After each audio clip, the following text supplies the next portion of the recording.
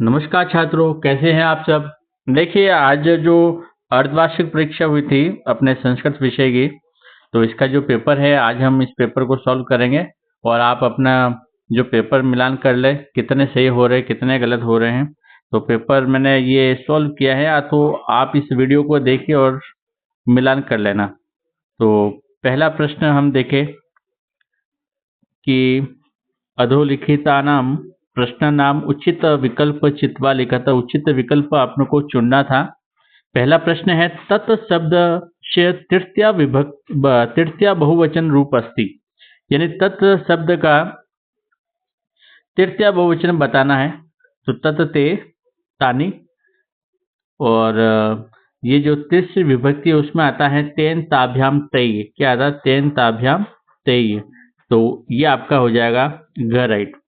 रामाय अत्र विभक्ति अस्ति, रामाय में चतुर्थी विभक्ति है। फलानि इति पदे वचनम अस्ति, फलम फले फलानि फलानि बहुवचन है। ग्राम शब्द से पंचमी विभक्ति, तो ग्राम की पंचमी विभक्ति हो जाएगी ग्रामात। क्या हो जाएगा? ग्रामातः। इसमें क राइट है। आगे, ईश्वर सर्वत्र अस्ति, इसमें आपको अव्यय पद बताना है। तो इसमें आपका सही होगा सर्वत्र, यानी ईश्वर सर्वत्र अस्ति। ये आपका जो सर्वत्र शब्द है ये अव्यय शब्द है। शीघ्र गृहं गच्छः, इस वाक्य में अव्यय बताना है। इसमें आपका उत्तर हो जाएगा शीघ्र। क्या हो जाएगा? शीघ्र। आगे, रिक्त स्थान भरना था। दो ऑप्शन दे रखे, उसमें से भरना था कि नेष्यसि इतस्मिन् पदे अस्ति, मतलब कौन सा वचन होगा? एक वचन होगा। नेष्यसि एक वचन मध्यम पुरुष का। लिखतु कौन सा लकार है? लोट लकार है। गच्छति क्रियापदे, यानी गच्छति क्रियापद में धातु कौन सी है? तो गम धातु। देखिए, गच्छति में धातु गम धातु होती है, गच धातु नहीं होती है, गम धातु। पठामी में इसमें कौन सा पुरुष है? प्रथम या उत्तम? तो आपको बताना है इसमें उत्तम पुरुष। स्वागत इति शब्दे उपसर्ग अस्ति, स्वागत में सु उपसर्ग है, सु प्लस आगत, तो इसमें सु उपसर्ग होगा। प्रतिभाति में कौन सा उपसर्ग है? प्रति उपसर्ग है। मैंने ये लिख लिया है, आप मिला कर लेना पेपर को देखकर।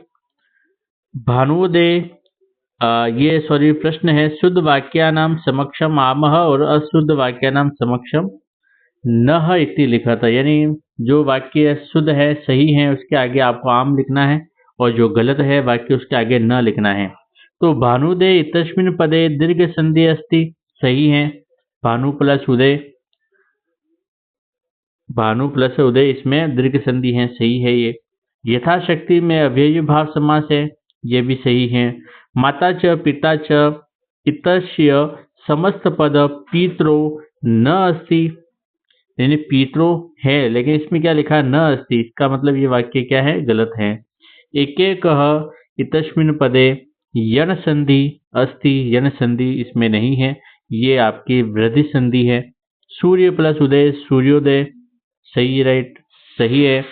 त्रिलोकी पदे अव्ययी भाव समास, त्रिलोकी में अव्ययी भाव समास नहीं है। त्रिलोकी में कौन सा समास है? द्विगु समास है। चौथा प्रश्न, रोदे तुम, इसमें आपको एक पद में उत्तर देना है। रोदे तुम इतस्मिन् पदे कह प्रत्यय, यानी रोदे तुम में कौन सा प्रत्यय होगा? तुम उन प्रत्यय हैं। दृष्टवा में कौन सा प्रत्यय है? कत्वा प्रत्यय है। बाला इतस्मिन् पदे क प्रत्यय टाप प्रत्यय है, ये स्त्री प्रत्यय होता है, टाप प्रत्यय। मल्लिका पूजार्थम सखी भी सह कुत्र गच्छति स्म, तो वो कहाँ गए थे? मल्लिका अपनी सखियों के साथ काशी विश्वनाथ मंदिर गई थी। क बाल्ये विदा न विद्याम नः अधीतवान, कौन बाल्यावस्था में विद्या को ग्रहण नहीं कर पाया था? कौन था वो? तपोदत्त। निर्धनाया वृद्धाया दुहिता कीदृशी आसीतः? विनम्रा मनोहरा च। पांचवें में आपको मिलान करना था, तो पलायन, पलायन के सामने आपका उत्तर हो जाएगा पलायन का स्वानः। हीन बालः, आम्र के आगे रसाल हो जाएगा, आम्र यानी रसालः। पश्चात का हो जाएगा पूर्वम, आर्य का अनार्य, और भ्रमराणाम यानी अलीनाम। तो इस प्रकार से आपको मिलान करना था, मैंने इनके सामने लिखा है, आप देख लेना। और ये जो प्रश्न उत्तर हैं ये सब देख लेना आप। पसंते किम भवती, तो ये प्रश्न लिखा मधुरो मंजरी पिंजरी भूतमाला सरसा रसाला रसंती, ये इसका उत्तर होगा। बालिका किम दृष्टवा आश्चर्यचकिता जाता स्वर्ण में प्रासादम। तो ये आप थोड़ा सा प्रश्न उत्तर है ये मिलान कर लेना, मैंने ये लिखा है इसके। आप वीडियो को रोककर या स्लो करके देख सकते हैं। और इस प्रकार से ये एक प्रश्न ये भी अच्छा आया कि माहेश्वर सूत्राणि कति सन्ति, तो चतुर्दश, माहेश्वर सूत्राणि कितने हैं, 14 होते हैं। और ये देखिए वापस प्रश्न आपका 2 बार दे रखा है, निर्धनाया वृद्धाया दुहिता की दृश्य आसित।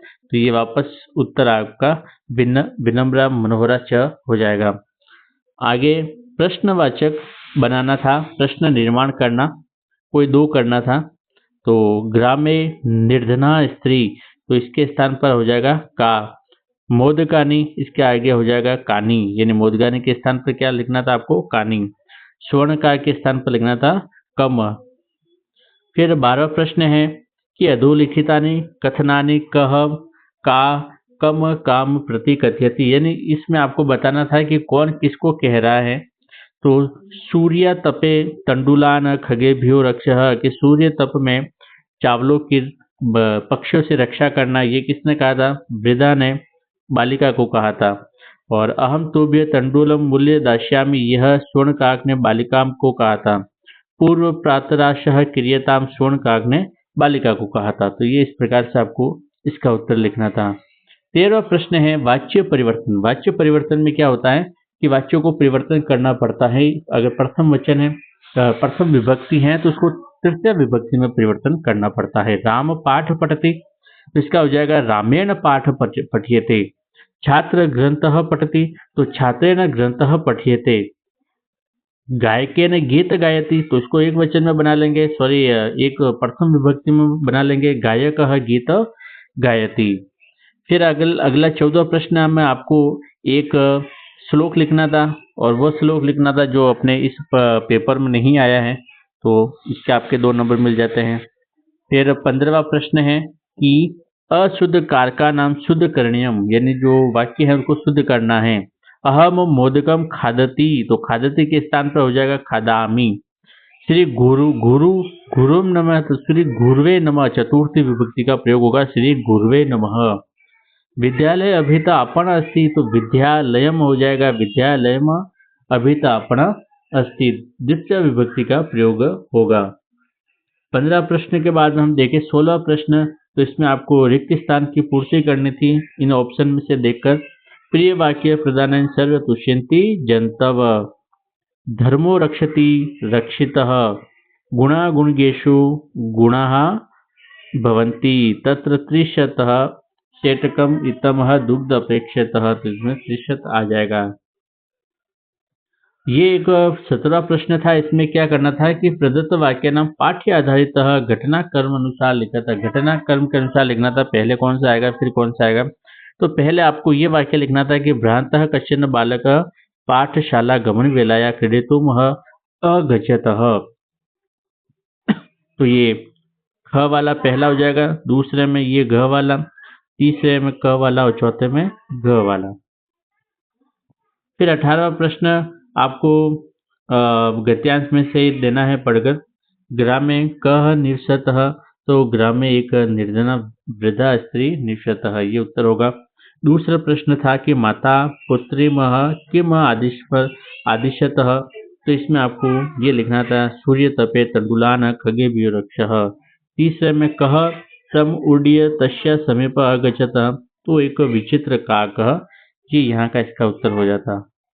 फिर अथवा में देखें तो अथवा में भी मैंने उत्तर लिखा है यहाँ पर, बालक कुत्र व्रजंत मधुकर अपश्यत, तो कुत्र के स्थान पर आपको लिखना पुष्पोद्यान। दूसरे में ये उत्तर हो जाएगा चंचवाहा तृण शलाकादिकम आददानम, और तीसरे में आपका हो जाएगा मधुकराहा। ये 19वां में भी प्रश्न ये दे रखा है, पद्यांश को पढ़कर लिखना था। तो किम यत्नेन सुरक्षितः, तो ये हो जाएगा आपका वृत्तमः। क्या हो जाएगा? वृत्तमः। वितत क्षीण कथम अक्षीणः, कस्मात् क्षीण मानवः तः, तो वृत्ततः। तो ये उत्तर मैंने लिखा है इनके सामने, आप देख लेना। और तत्वा में भी दे रखा है, ये भी सरल था कि नद्य सोमेव किम न पिबंती, नदी अपना सोम क्या नहीं पीती है? अब का मतलब होता है पानी। तो परोपकाराय केशा विभूति है शतामह, वृक्ष सोम कानी न खदंती फलानी। इस प्रकार से ये प्रश्न है। फिर 20वें का नाट्यांश है, उसको पढ़कर उत्तर देना था। मैंने उत्तर इसके सामने लिखा है, अहम कह अस्मि, अहम ततो तपोदतः अस्मि। ये वाला उत्तर था। कदा पितृ चरणे क्लेश मानो अपि विद्या न अधीतवान अस्मि। तो कौन किस समय ये मतलब विद्याध्ययन नहीं किया था इन्होंने? बाल्य अवस्था में। तो ये यहाँ से उत्तर होगा ये वाला। फिर तीसरे में लिखा था, सर्व कुटुंबी मित्र जाति जने कथम अभवतः, तो गृहीतो अभवतः। इस प्रकार से इनका उत्तर मैंने लिखा है सामने। और इसमें देखिए, कदा दुग्धम आवश्यकता भवती, तो माशा अंते, यहाँ पर लिखा था माशा अंते, ये पहले का उत्तर है। दूसरे का यहाँ से यहाँ तक उत्तर है, और तीसरे का यहाँ तक उत्तर है। तो ये उत्तर आप देख सकते हैं। फिर चलते हैं 21वां प्रश्न, कुत्र जन धन इच्छन्ति सुखेनः।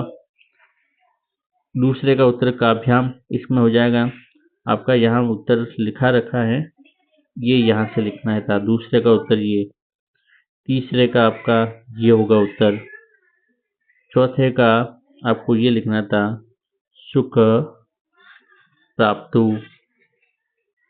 और 22वें में आपको एप्लीकेशन लिखनी थी, प्रार्थना पत्र लिखना था।